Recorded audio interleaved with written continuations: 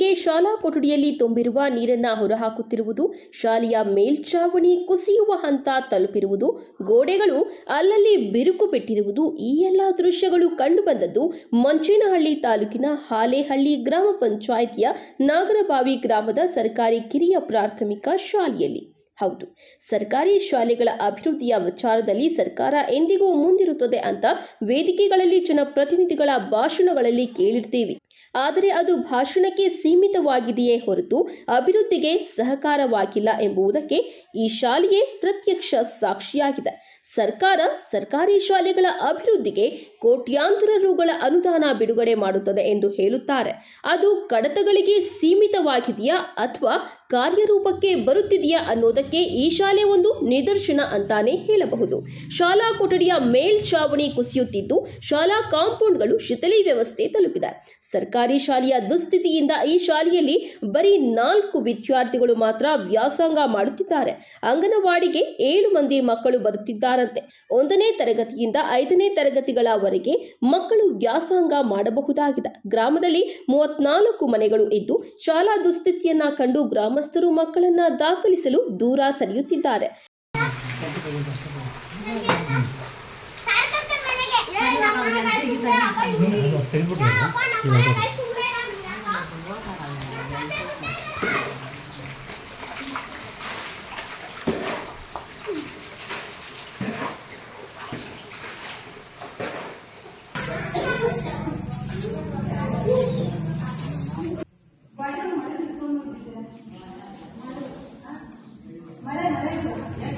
ಮಳೆ ಬಂದ ನಮಗೂ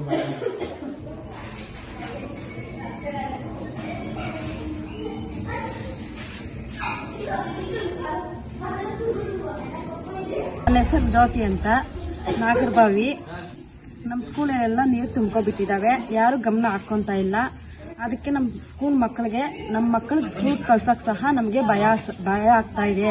ಅದು ದಯವಿಟ್ಟು ಸ್ವಲ್ಪ ಎಚ್ಚರಿಕೆ ಮಾಡ್ಕೊಳ್ರಿ. ಮೊದಲೇ ನಾನು ಹೇಳಿದ್ರ ಡೆಮಾಲಿಷ್ ಮಾಡ್ತೀನಿ ಅಂತ? ಇಲ್ಲ, ಹೇಳಿದ್ರು ಸರ್. ಅವ್ರು ಬರ್ತಾರೆ, ಓದ್ತಾ ಇದಾರೆ, ಯಾರು ಕಿವಿಗಳಿಗೆ ಹಾಕೊಂತ ಇಲ್ಲ ಸರ್. ಎಷ್ಟು ವರ್ಷ ಆಯ್ತು? 5 ವರ್ಷ ಆಯ್ತು ಸರ್. 5 ವರ್ಷ ಆಯ್ತಾ? 5 ವರ್ಷದಿಂದ ಮಕ್ಕಳು ಇಲ್ಲೇ ಕೂತ್ಕೊಂಡಿದಾರಾ? ಇಲ್ಲ ಸರ್. ಮತ್ತೆ ಇನ್ನೆಲ್ಲಿ ಕೂತ್ಕೊಂತಾರೆ ಮಕ್ಕಳು?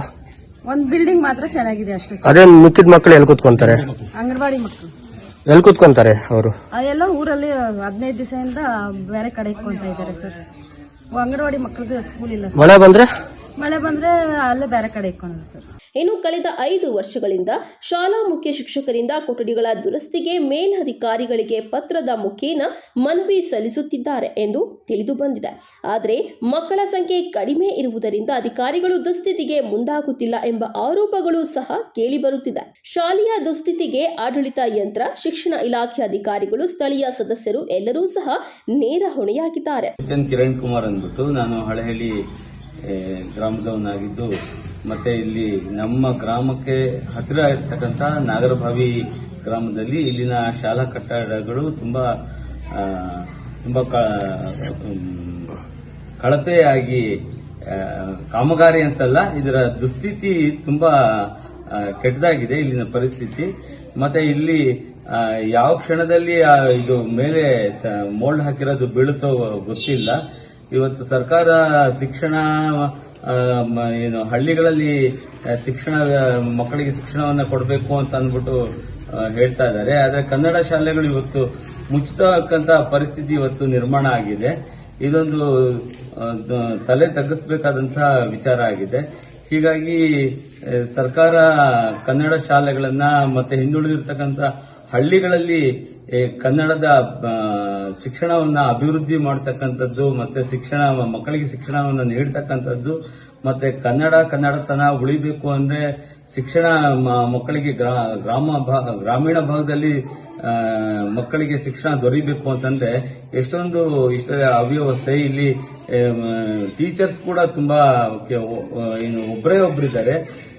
ಇಂಥ ಕಡೆ ಸರ್ಕಾರಿ ಶಾಲೆಗಳ ಈ ಒಂದು ಅವನತಿ ನಾಚಿಕೆಗೇಡು ಮತ್ತೆ ತಲೆ ತಗ್ಗಿಸ್ತಕ್ಕಂಥ ವಿಚಾರ ಆಗಿದೆ. ಹಳ್ಳಿಗಳಲ್ಲಿ ಹೊಸ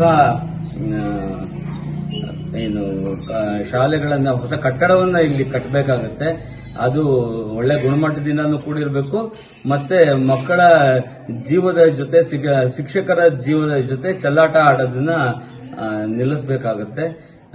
ಇದು ಆದಷ್ಟು ಬೇಗ ದುರಸ್ತಿ ಮಾಡಿ ಒಂದು ಒಳ್ಳೆ ವ್ಯವಸ್ಥೆ, ಒಂದು ಮಾದರಿ ಶಾಲೆಯಾಗಿ ಮಾಡಬೇಕು ನಾಗರಭಾವಿ ಪ್ರಾಥಮಿಕ ಶಾಲೆಯನ್ನ. ಮತ್ತೆ ಅಂಗನವಾಡಿ ಕಟ್ಟಡ ಇದೆಲ್ಲ ತುಂಬಾ ಕೆಟ್ಟದಾಗಿದೆ ಪರಿಸ್ಥಿತಿ. ಒಟ್ನಲ್ಲಿ ಇಂತಹ ದುಸ್ಥಿತಿಯಲ್ಲಿ ಇರುವ ಸರ್ಕಾರಿ ಶಾಲೆ ಅಂದ್ರೆ ಯಾರ್ ತಾನೇ ದೂರ ಸರಿಯಲ್ಲ ಹೇಳಿ. ಏನಾದರೂ ಸಂಬಂಧಪಟ್ಟ ಅಧಿಕಾರಿಗಳು, ಜನಪ್ರತಿನಿಧಿಗಳು ಎಚ್ಚೆತ್ತುಕೊಂಡು ಶಾಲೆಯ ದುಸ್ಥಿತಿಗೆ ಮುಂದಾಗಬೇಕಾಗಿದೆ. ಬಡ ಮಕ್ಕಳಿಗೆ ಸರ್ಕಾರಿ ಶಾಲೆಗಳು ಶ್ರೀರಕ್ಷೆಯಾಗಲಿ ಎಂಬುದೇ ನಮ್ಮ ಆಶಯವಾಗಿದೆ. ಕೆಪಿ ಸಮೀರಾಚಾರಿ ಜೊತೆ ನಾಸೀರ್, MMTV ನ್ಯೂಸ್, ಮಂಚೇನಹಳ್ಳಿ.